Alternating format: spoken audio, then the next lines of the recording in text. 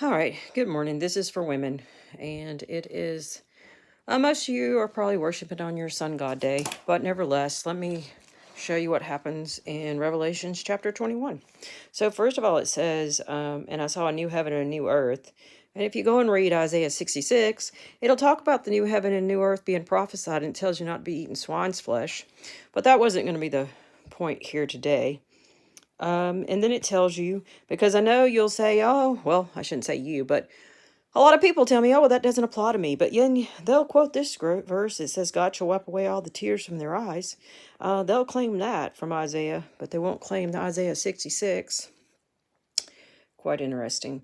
And Isaiah 56 tells you to keep the Sabbath day, the holy, and that it'll be good to you. It's a blessing. But for some reason they think that. And it even talks about the Gentiles in there. Those who are far and the eunuch. Okay, but anyway.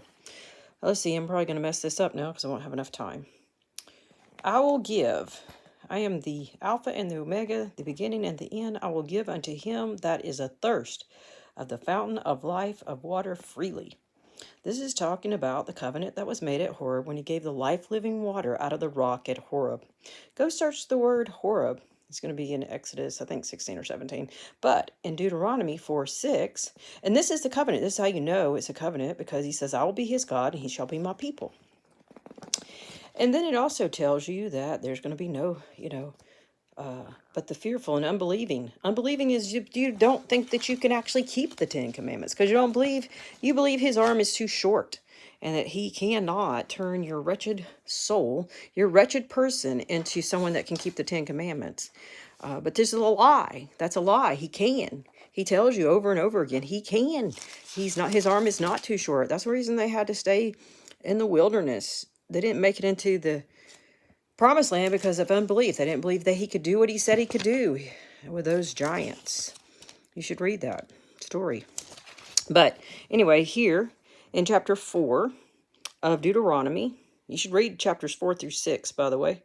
It says, I will teach you, hearken, listen. He tells you over again, hear, hear, hear. But especially the day that thou stoodest before the Lord, Jehovah thy God in Horeb.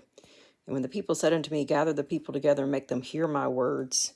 I'm going to run so they can learn. I'm jumping around. May the Lord spake unto you out of the midst of the fire. You saw no voice. And he gave you the 10 Commandments. And then he saw no matter of similitude. The Lord spake unto you in Horeb.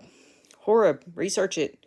Because, guess why? Because you are going to take heed that you forget not the covenant.